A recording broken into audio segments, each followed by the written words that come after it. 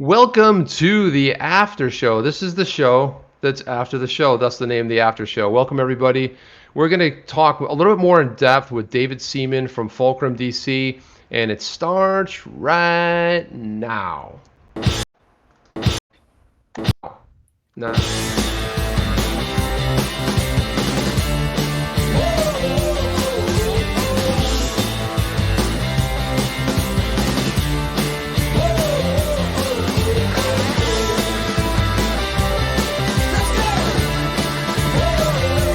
Welcome to On the Chain with Jeff and Chip. Hey, welcome back to the after show. You know, technical issues seem to be everywhere, don't they, Jeff? I mean, it just seems They amazing. do. But we're welcome. Sometimes they don't start on time. That's okay. Our special guest here on the after show is David Seaman out of Fulcrum, DC. David, welcome to the after show. Hey, thanks for having me back on. It was fun. Maybe the technical difficulties of the Nexo Oracle lashing back, you know. That could very well be. It could Oracle. be, yeah. And whatever, it's like Bob from somewhere. Nobody even knows who really it is or what it is. It's just some mystery. The Oracle, and the thing about the Oracle, it's an awful weird name to name a product anyway. I just think it's, hey, how's the Oracle going? It's like a guy, who knows? Good. The guy in the back dark room. Nobody knows. We don't know, but we want to get to know David a little bit, and we want to know about Fulcrum News and kind of where you got started. I think that's a great opportunity. So give us a little background onto that. Sure. Yeah. So infrequently do people actually ask where Fulcrum came from that it'd be cool to get it out there. I used to be a YouTuber focused on a lot of crypto topics. Way back in the day, had interviewed. My best interview was Vitalik Buterin and some of the other Ethereum people. And way back when, it interviewed some of the big Bitcoin people. And that's what got me interested in crypto, was hearing about it, actually interviewing these people and then reading about it and buying some like everybody else. And that's how you get interested in crypto. And I also was doing a lot of political topics. And it brought me to DC. This startup, Fulcrum News, was started in Denver, Colorado. And in year 2, we moved out here to DC, which was back in 2018.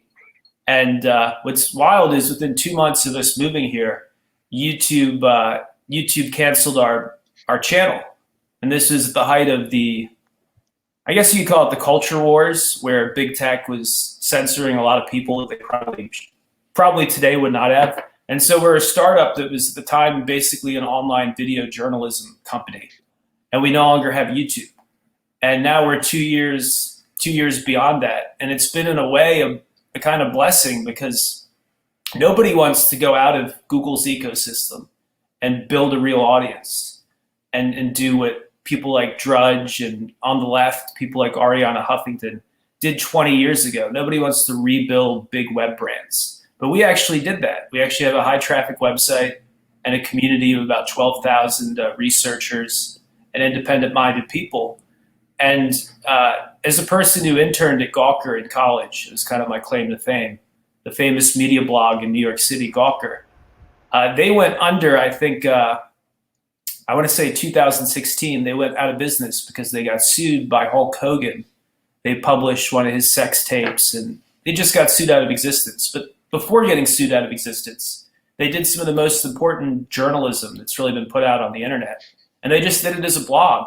Just a popular blog run by some former journalists. And with Fulcrum, I kind of see a decade later almost it being a rebirth of what I was doing at Gawker. So it's like, we'll go after topics like whatever really comes to us. Nexo, we only went after because we lost money. And then, the other topics we cover, usually we come across something and dig into it. And there's no real agenda. I know there's that podcast, No Agenda Show. We would steal that tagline if we could. We don't really have an agenda. Sometimes the research doesn't even go in the direction that I want it to. And it's like, what do we do? But that's where Fulcrum came from. So that's awesome. That's really great. And being in that blogging environment, I know that, years and years ago, a friend of mine ran an online blog that I used to write for. And that was right around the time that Drudge Report and all those guys were starting out as well. So I see, exactly where you're coming from. And that's a really, really interesting point that you just brought up. A lot of people are in the YouTube platforms, on the Twitter platforms, because they don't want to go back to the tried and true, which is developing a website, building your traffic organically, trying to get people on board. Everyone wants to tap in to what they think is an easier route on YouTube, which is extremely difficult. And they're still censoring. They censored you, they're still censoring today. Something that On the Chain is super passionate about also, as we start developing our web platform, and Ivan on Tech and Brian Rose from London Real, everybody is moving, as seeing the big picture. So that when you got censored originally, how did that look? Like what were some of the key points that YouTube said, hey, you know what, you're off, we're censoring you? Yeah, what happened was this was a period where they were practicing pretty, I think, arbitrary cancellations of some people's accounts. And we were doing okay, no strikes or anything. And we had on one of the InfoWars people just like a month after they were banned from YouTube. And I think simply having one of those personalities on, it was this guy, Owen Schroyer, nice guy, but I think simply to say, like, interview with InfoWars' Owen Schroyer, we got canned the next day. And again, 2 years later, I don't think Google is really making those decisions as much. They're back in a kind of, they want to make money off of user-generated content, which is what they used to want to do. And but they've been censoring people still. No, I mean, you look at like London Real worse. had a lot of videos pulled down. Anybody talking about, the beer issue, the beer virus, people are left and right now. Doctors are getting banned. Doctors with a different opinion, their videos are getting censored and taken off of YouTube. Plenty of people that I follow too in the space too, in the political space, have been banned. They ended up on there's one person specifically on DLive. There's a whole slew of them that I follow. I've got my regular Twitter account, and then I've got my Twitter account where I do a lot of tweeting, over 30,000 plus tweets, and it's just anonymous for a reason, because I don't want the blowback on me personally. And then my personal account, I tweet about tech and crypto, but because of that, I've got some really interesting, awesome little lists of people that I follow to keep track of what's going on out there in the geopolitical world. And I got to tell you that there are a lot of people that I follow that are getting censored. Their videos are getting taken down. They've been banned off the channel. The recourse is we've canceled it because you violated our terms and conditions. And then, well, what did I do? That's it. There's no like, oh, you said this or was that. A lot of the stuff is AI. They, as like for example, this one here, you'll be able to put the what do you call those things? The little subtitles up there, right? And so that's how they find it. They basically turn it into speech or into text. Then they look at what's being said. And I just worry in a world where these organizations, they're really publishing platforms. They're really operating as publishers. What they're hiding is the fact that they're not publishers. So when they're saying, like, we're not publishers, we have a private company and we can ban it, and I'm fully on with that. I believe that is the case. If they put up the platform and the money and everything else. For example, they've been around since 15 years now. Just this past year is the first time we found out what's at stake. The Google platform or YouTube platform made $15 billion in 2019. $15 billion. Wow. That's one hell of a platform. First time they've ever been transparent about it. Yep. So that's an interesting transition. Go ahead, David. Yeah, I was just going to say that the problems you guys mentioned, so I guess it's continuing. I've tried to tune it out a bit since we're not even on YouTube. I don't focus on it. But yeah. Facebook Watch treats us great, and we get a lot of traffic from that. And so I think the market, even though these are big tech giants, there still is some competition. Facebook sees that people want to talk politics, and as long as you're not saying super racist, crazy stuff, a lot of good info is going out on Facebook. And same with Twitch, which is owned by Amazon. A lot of great streamers in the political world have jumped onto Twitch, and they're not being censored there.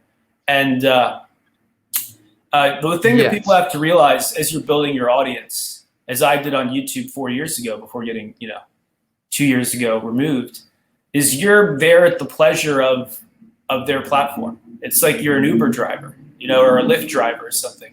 They're giving you the business. They're giving you the audience. They're giving you, if you have a title that says, Nexo heist or Ethereum news, it's going to be shown to a lot of people. And so they give you their audience, and in exchange, you have to play by their rules. And the rules are getting more arbitrary and more subjective. And I think it all kind of calls out for greater competition and for things like DLive and things like BitChute that can't be censored as easily. And again, that's the mistake I made. I always try to tell people, where did I mess up? I should have been playing by Google's rules. If they say this person, Owen Schroyer, cannot be on our platform, and then I invite him on a month later and give him a big platform to talk about all his issues with Google or whatever, I can see why that would upset them. Uber doesn't let you bash Uber the whole time somebody's in your car. You got to abide by their policies. So I would encourage anybody who does what I do, you guys do it, build your audience at the same time. The website has kept us alive because we make money on every visitor pretty much, regardless of if they buy the newsletter or do anything, ads.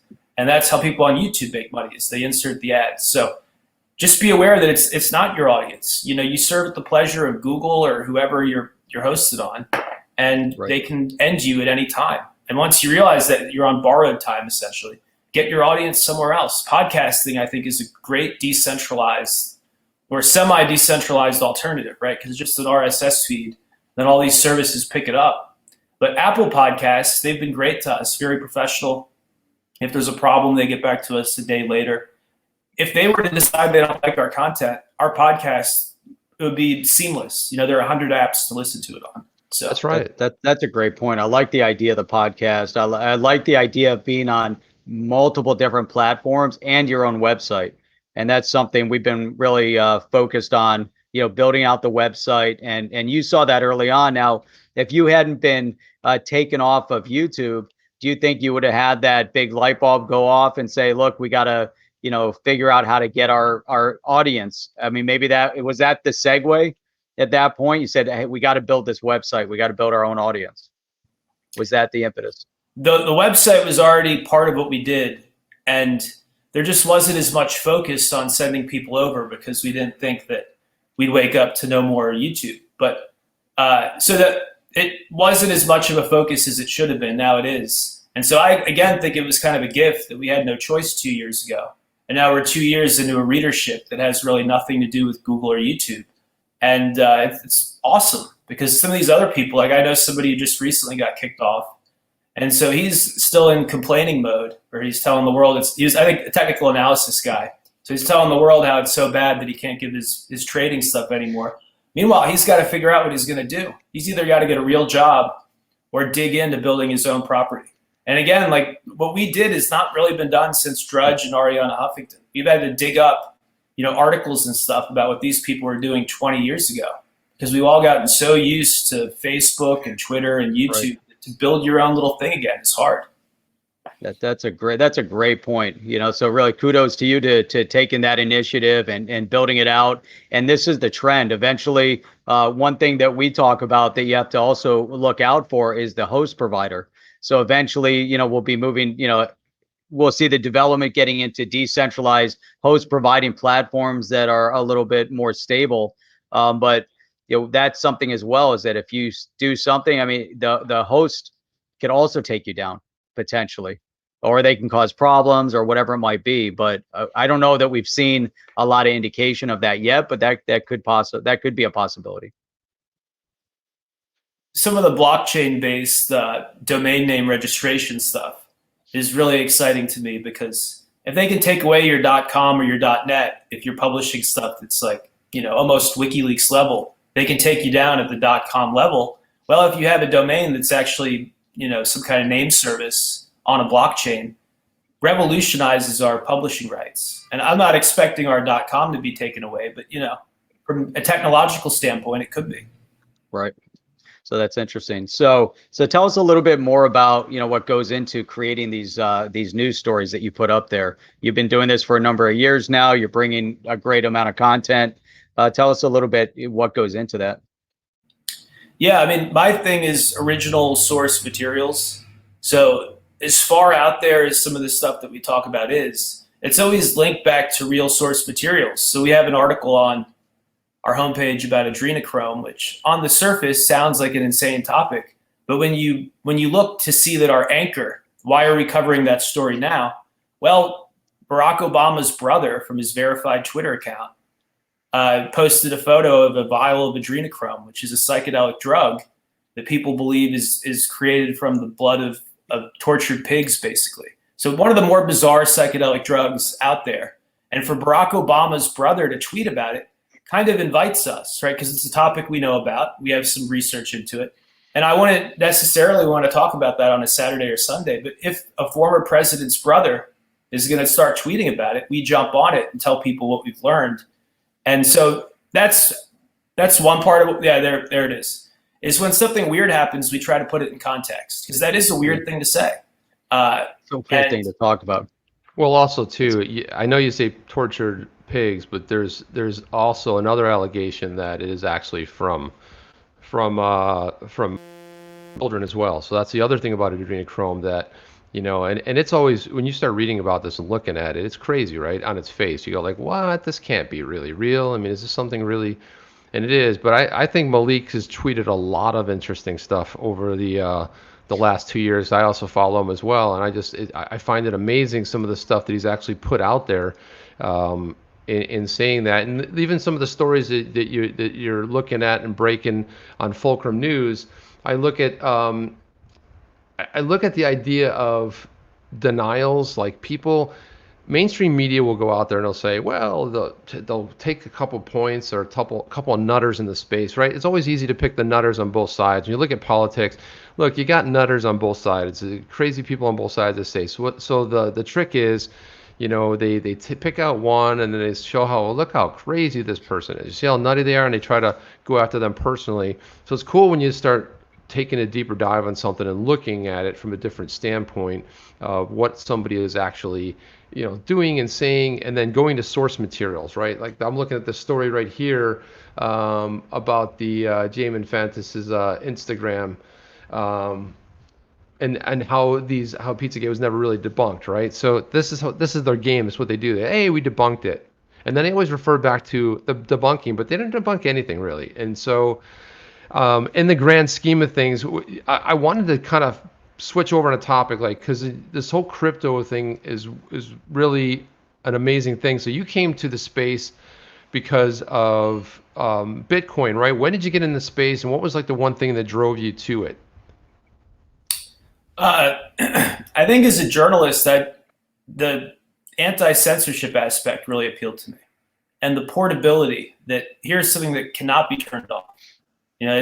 We don't know of anything else really in the financial world that cannot be taken away from you. I mean, of course, Bitcoin in a court battle can be taken, but in the course of your private affairs as an individual, it doesn't really, how to put this? It was an asymmetry that I really liked. As a person who was reading the WikiLeaks emails and all this stuff, suddenly there's a form of money that, if you're a really controversial journalist, just cannot be taken away from you mathematically, unless you're the subject of an investigation or something. It cannot be taken. And that to me was new, because if you are some, prepper in the woods, you have a stack of gold coins. If you take a nap, somebody bangs you over the head, that's the end of your future.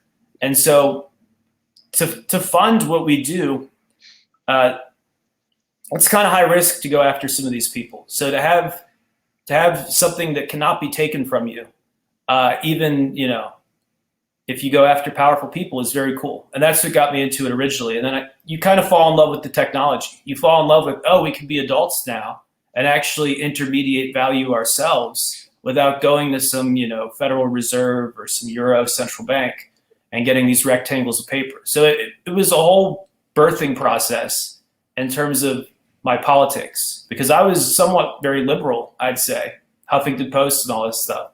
And you spend some time in the crypto world, you start to see, personal assets are very important, and personal property rights are the basis of basically all of our rights.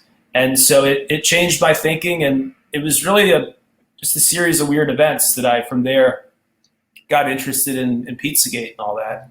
And in a way, I didn't want to taint the crypto community. So I've talked about this recently, that some people said I abandoned crypto. And I've been very bullish on Ether and Bitcoin and a couple others. I've never abandoned it in terms of selling off, But I don't know where I'm going with this really. But I think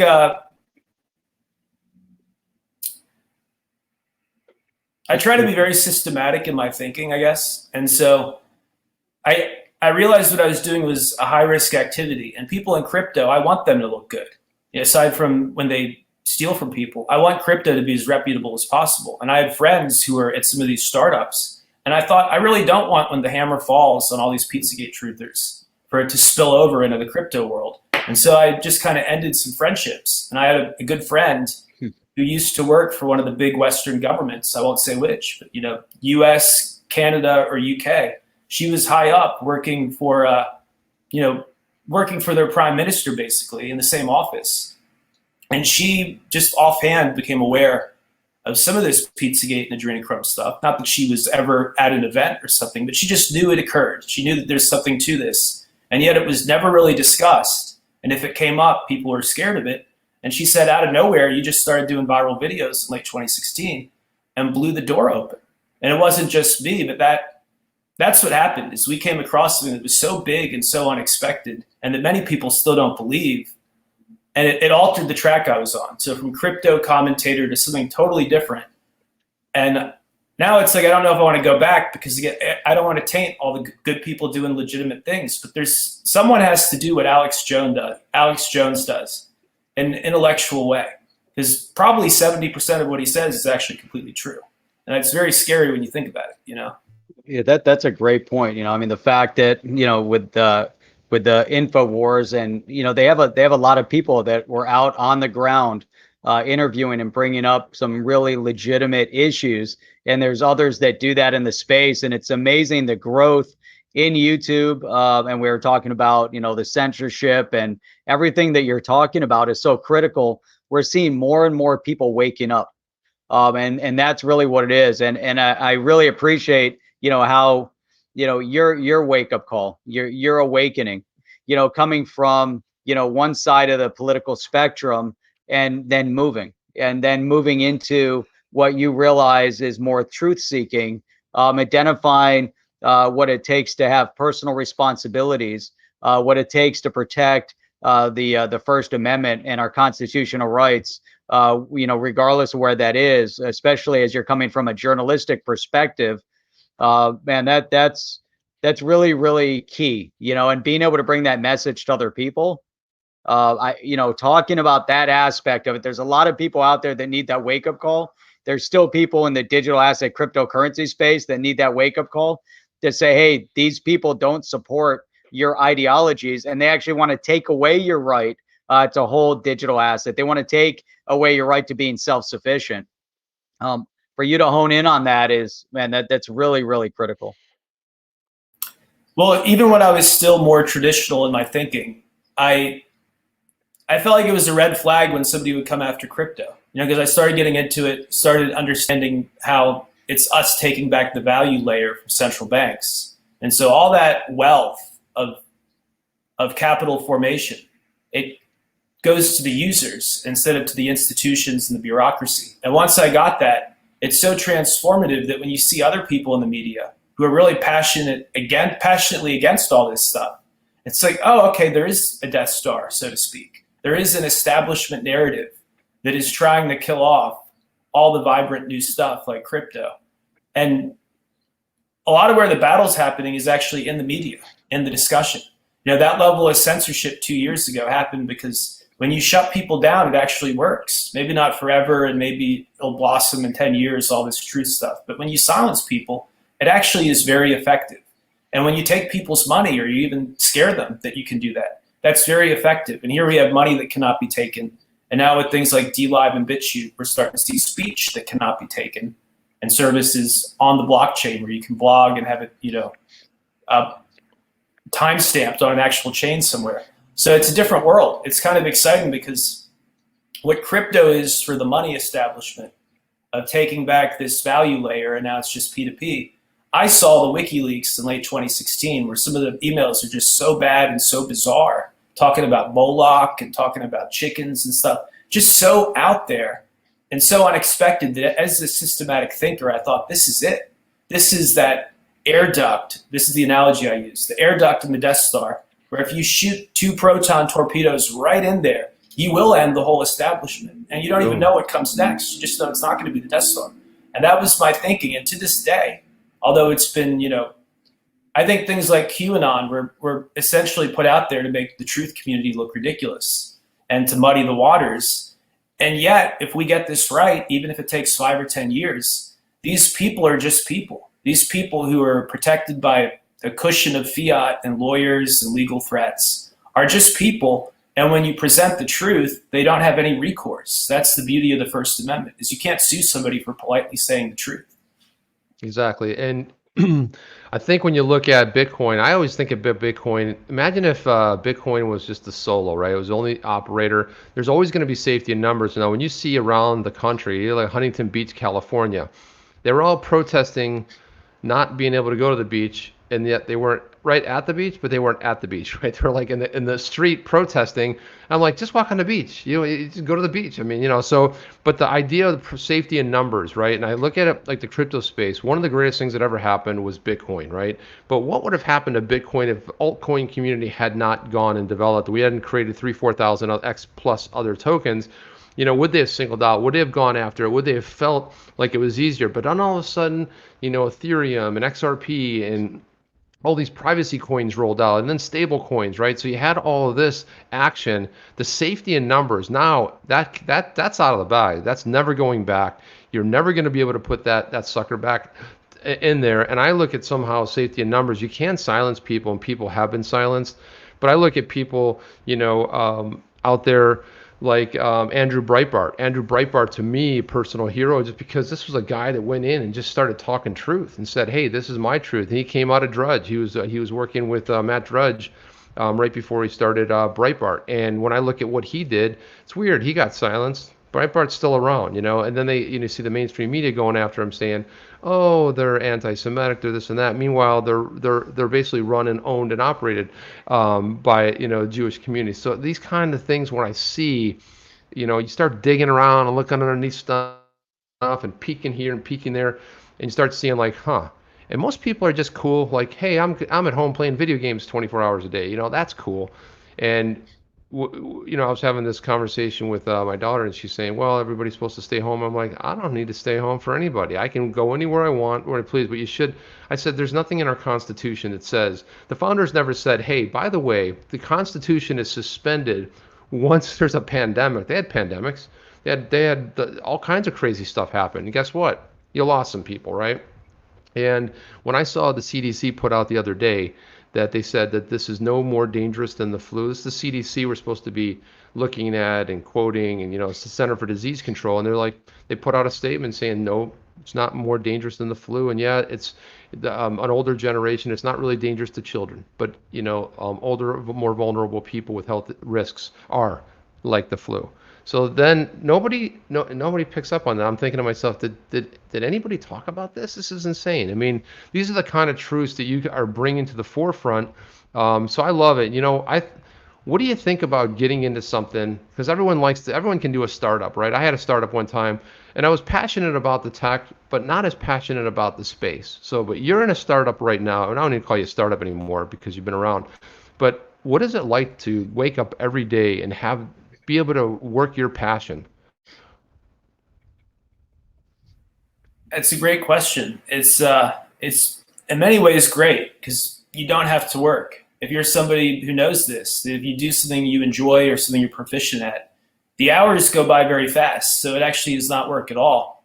And if something happens at 3 a.m., I'll run to the computer and do a blog post on it, or I'll have somebody else do it. And there aren't that many people who are excited to do their job at 3 a.m.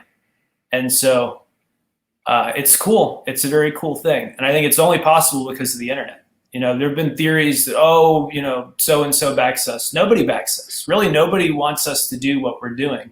And we're doing it because as sovereign adults, why can't I publish stuff and use the First Amendment and make some money off it and build an audience, And all these topics really go back to information level. It's like if we knew everything about everyone, there would be such a leveling of the playing field. And until recently, we didn't know how strange certain people were. I talked to somebody the other day who just read about the Federal Reserve and read the G. Edward Griffin, his book on it, and didn't realize how weird our central banks are and it was excitedly telling me, "Do you know this is a private bank?" I'm like, "Oh, you're talking to the choir." I've been talking about this stuff for years. But the world is a weird place, and the internet is the great equalizer. And Terence McKenna is one of the people that I like to read, and he died 20 years ago. And he said that basically what happened with the internet was that there is this spill out of what he called the cybernetic revolution, which is just technology. And he thinks it was kind of a cardinal mistake that whoever gave us the internet, the military industrial complex and DARPA, et cetera, whoever opened that Pandora's box didn't fully think 20 years out to when we'd have semi-legal weed and crypto markets worth $250 billion and people speaking about, adrenochrome and nobody can silence us. It is in a way like the world that Terence McKenna 20 years ago before he died was fantasizing about. 20 years ago to say that the US would have basically legal weed in 60% of the country, or that 10% of young people would own a crypto that's not backed by any central bank on the planet. I mean, we're living in wild times. So to answer your question, it's an exciting time to do what you want and to have a startup.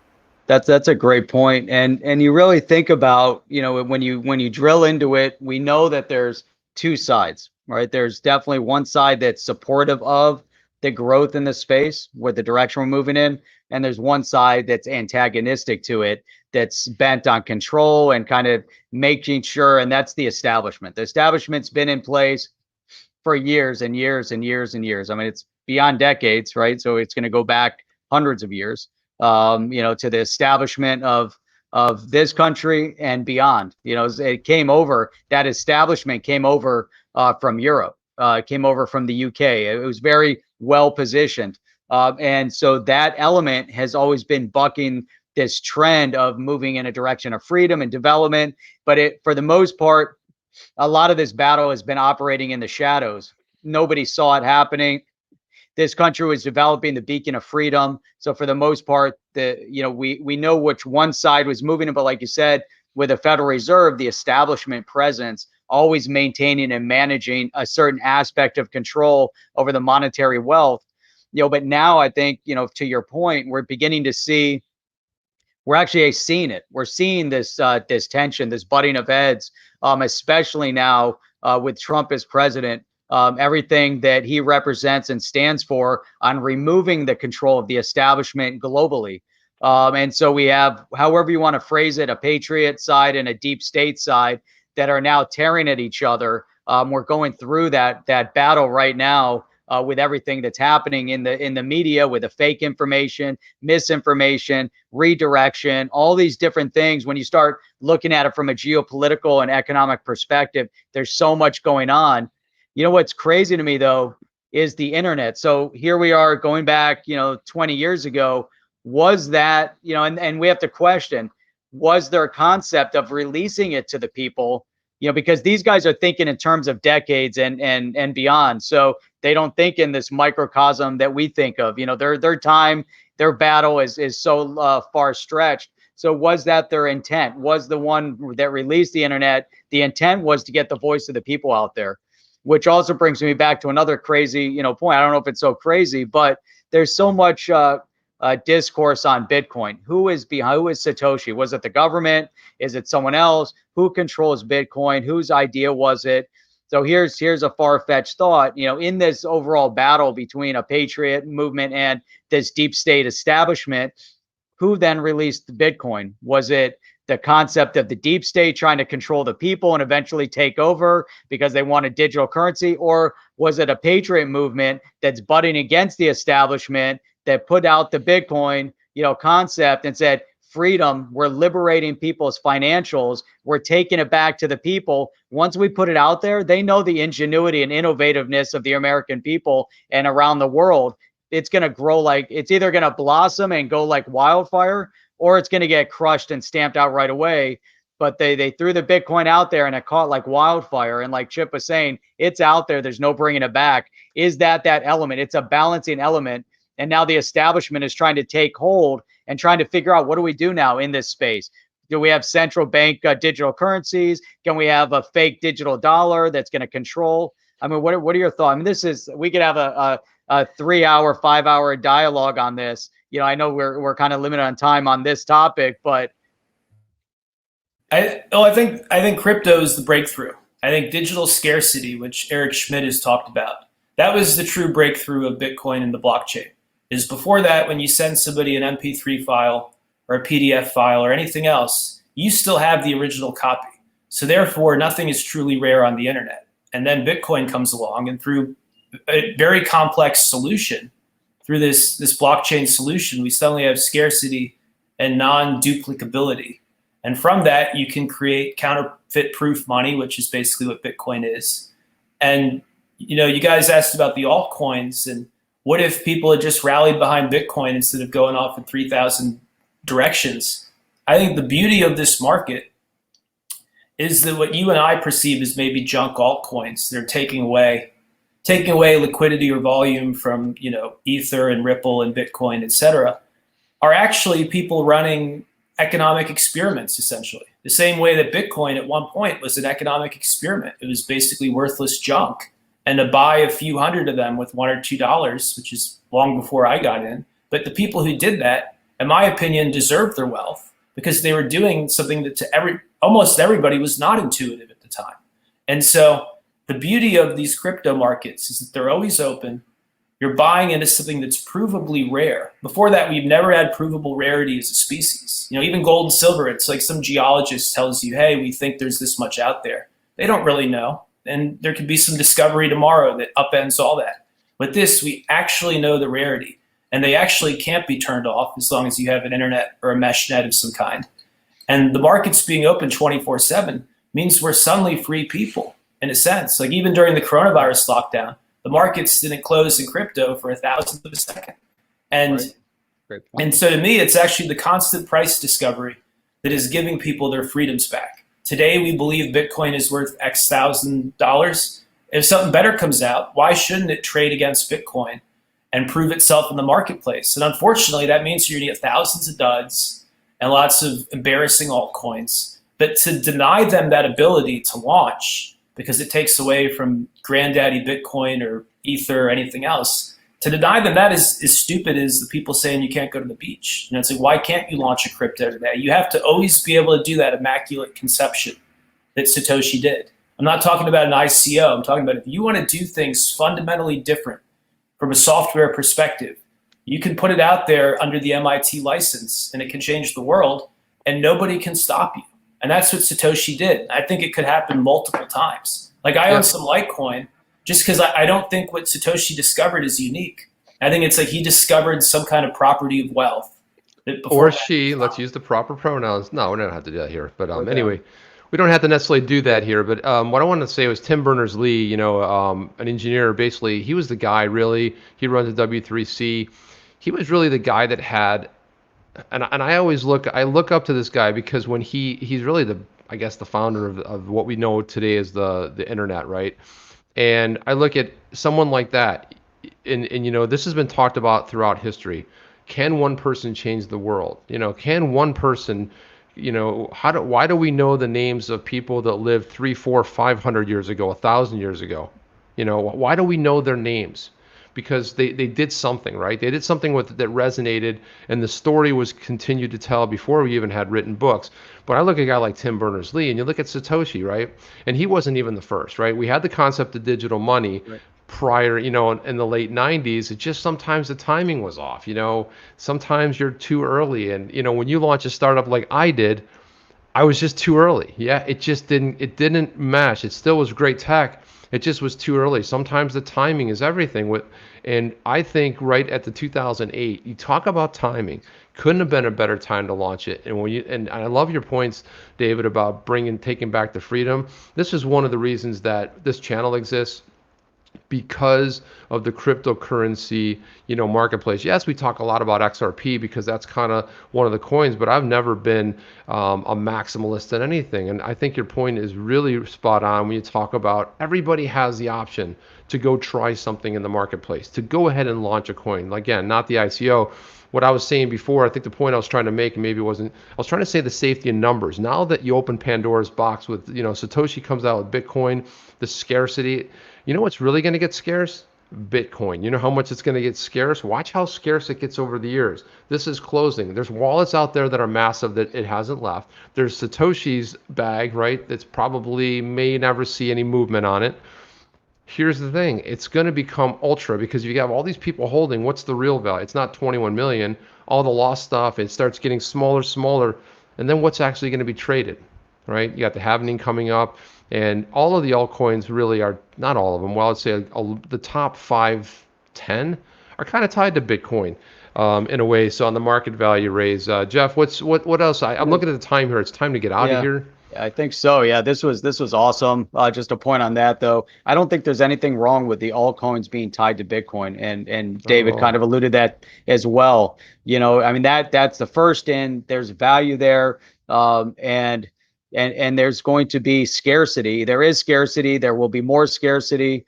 I think it's really interesting, and what David's saying as well. You know, it's freedom. You know, there was a liberation of people allowing to build in the space, and that's what everybody respects, is that liberation and the freedom to build in the space. So that's definitely key. Yeah, David, any parting words? And I do want you to hang out 1 second after we're going to close this broadcast, but do hang out 1 second. Any closing parting words? Yeah, this has been a really fascinating discussion. I'd love to do another sometime. Maybe have you guys on Fulcrum in the future. You did that podcast, so. That'd be awesome. Yeah, I mean, I don't think what Fulcrum has done has been accidental, to shift from talking about crypto to talking about the entrenched political corruption, because they are two sides of the same thing. Why are people forced to use a non-proof of work shitcoin, basically, which is what the Federal Reserve is and the ECB? Why are they forced into doing that from birth? Well, there's a group of people, and we don't have to call them a cabal or a conspiracy, but there's for sure a group of people who are the financial establishment and have bags so big that if the system were to fail, their bags become worthless. And so everything they're doing is kind of incentivized around that. And I get very passionate about stuff in my live streams, but I see the world's a business. Even the Rothschilds, even George Soros, who's making what? You know, the world is a business, and crypto gives the people their power back. Like one thing I really don't like about Trump is he calls people the workers when he should be saying the citizens. What if I don't want to work today? Like, having control of your wealth is so key. You know, so we're not workers, we're human beings, so we're citizens, we're sovereign citizens, and so crypto is key. Yep, that's an interesting observation. But it's interesting too, because from Trump's perspective, I would assume, you know, as a business guy, he works and he works all day long, 24 hours a day. There's nobody that works harder than he has his entire life when you track him back. And so he's coming at it from a slightly different perspective. Whereas if you have someone that's entrenched in politics their whole life and they refer to someone as a worker, it's a completely different perspective. They're looking at it from an elitist, totalitarian perspective, that I'm the politician. I'm looking down on you as the worker, something I've never done my whole life because I've been in politics my whole life. But you're, subservient to me, versus a business guy. Hey, the workers, that's the community that has built us up to build the economy. I don't know. I'm just maybe reading too much into it. No, that's how I rationalize it. That's a great point. And I don't have a high level of Trump derangement. I interviewed him years ago. Him and liked him. This is 10 years ago. But interesting. I agree with you overall. I think that might just be his language. But still, we're not laborers. We're citizens in a republic. And so if they tell us that our only opportunity 100%. Is to go to a factory and earn some fiat made up by somebody, that's not freedom. So that's why crypto is so important. Yeah. Spot on, man. That was awesome. I love that end statement, man. Yeah, stick around a little bit, guys. Awesome. But thank you. You can follow us on onthechain.io, onthechain.io. Links to Fulcrum News DC down below. Also, David, to follow him on Twitter. It was an awesome having you here, and we love the idea of coming on your show as well. Guys, we're going to get out of here. David, hang around a little bit. That's all. Take care.